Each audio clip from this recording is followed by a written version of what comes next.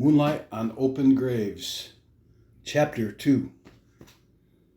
For the farmers of Claremont, Kentucky, the early spring of 1955 was a real dandy of a year. Weather-wise, you just couldn't ask for better. The sun came up the next day, warming the wings of birds that incessantly sang and flittered about, animating the trees and sky, each with a singular mind for the business of joy and procreation. Vern was singing to himself and already cooking breakfast.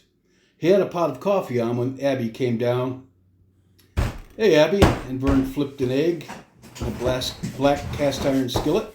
"Good morning." "Morning, look at you, Vern." "Damn, you ever going to shave?" Abby thought her brother Vern was a dead ringer for the film star Gary Cooper. He had a peculiar, thoughtful demeanor that hung on a dark-haired, olive green-eyed, and ruddy complexion. Though he rarely smiled, he did laugh and sing often enough. And when he did smile, why, it bowled you right over with the mirth and the naked innocence in it. But Vern was generally a quiet man of covered thought. "Yep, I'm shaving right after breakfast. I'm going to town around 10. You want to come along? I've got my army check today." Vern was now 10 years out of the Army, World War II vet, and drawing a disability check from it. He got the $1 million wound in both legs near the village of Kommerscheid, Germany, in the heroic but tragic American debacle, historically tagged as the Battle of the Hürtgen Forest in 1944. Though his wounds now only caused a slight limp in his stride, running any real distance was out of the question for him. Vern wasn't the sort of man to run anyway, not for fitness, and certainly not for fear. Now he attempted to farm at what used to be his parents' place, yet to look at the man and make a cursory assessment, you'd say he spent his days mostly puttering about.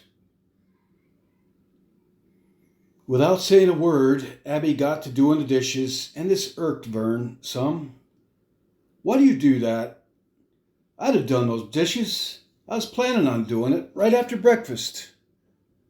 "I don't know," Abby said, and she plunged her hands into the dishwater and pulled out a soapy coffee cup and wiped it. After rinsing, of course. "I guess I like the feeling of warm, soapy water on my hands." "Is that right?" Vern said. "Yeah, that's right," Abby answered. "Well, you're just like Ma in those regards. She was a natural house cleaner, a real busybody.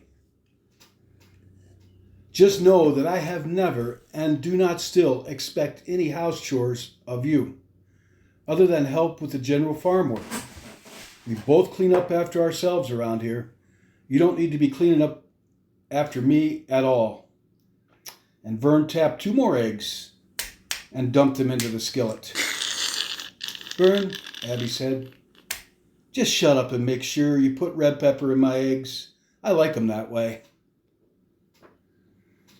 Vern smiled as he raked the eggs about in the pan. Same thing as yesterday, he thought. 2 eggs, 1 slice of cheese, some sweet peppers, a pat of butter, and lots of red pepper to clear her sinuses from her damn cigarette smoking. "Okay, Abby, just make sure you scour the cast iron skillet when you're through eating, and don't forget to cure it with bacon grease this time so it don't rust." "Scour it yourself," Abby said to Vern's back. At the table, after the eggs and muffins were gone and the coffee cups half drunk, Vern carefully and ceremoniously unfolded a piece of paper. He read it to himself, paused, took out a pencil and scratched a few words out, wrote something, and then folded it back up again and tucked it into his shirt pocket. "Where's Jake?" he didn't come in last night?" Abby asked. Vern paused. "Abby, brace yourself." Again, Abby stared at him. "What?" Another pause, this time a long one. And Vern handed her the note. "Here, I'd like you to read this, please." "Is that it? Where's Jake? He hasn't touched his food this morning," Abby said. "Here." He gathered the note and unfolded it. "Read the letter, please." "Okay." Vern handed the letter and he went outside. She set the letter down and gathered the dishes and took them to the sink. Outside, Vern sat down in the warm sunlight on a huge rock near the barn. He watched the ants scurry blindly about, running into his boots. Pebbles, sticks, running into whatever. Bugs are so weird, he thought. What the hell was I supposed to do? The damn dog was in pain, bad too. She wouldn't have wanted to see him there, all messed up so bad. Heck, I wouldn't have wanted her to see that mess. I only did what I had to do. Not far off, under a wildly gnarled, elderly apple tree, once as prim as any that ever graced Eden, now all ivy strangled, was the fresh grave of the late Jake.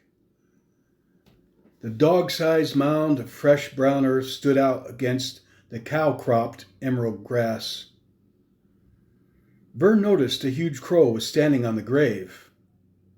A lone breeze blew and ruffled its sable feathers. Strange, he thought. Uncommon for a crow to go about under a low-limbed tree like that. They usually prefer open places. He regarded the crow, and it regarded him, back for a moment. Stranger also that it's alone. They are highly social beings, more than people, and never alone. Of their many remarkable skills, farmers like Vern are crow experts. The crow intermittently pecked in the soil and cawed at Vern, bobbing its entire body beak to butt with each caw, caw. And it was calling to Vern that way, and it got on his nerves some, as it wouldn't stop. "Caw, caw," said the crow in a raspy, shrill voice. "Caw, caw to you too," Vern replied. "What do you want from me? And get off of Jake's grave, you interloper." He absent-mindedly threw a stone in the general direction of the crow, and it hopped out from under the low-limbed tree, slowly took to flight, and flew straight east. "Caw!" and was gone. He watched the bird as it flew. When it crossed the sun, causing his eyes to squint just for a moment, it vanished. Where the hell did that bird go? He was looking for it, he couldn't find it. He went back to his pensive study of black ants at work in the sun-baked dirt. He spit in the dirt just to watch the ants investigate it. "There you go, some water on a hot day for you." Abby watched him from the kitchen window, sitting there with his head in both hands. And so Vern was a melancholy, even brooding man at times.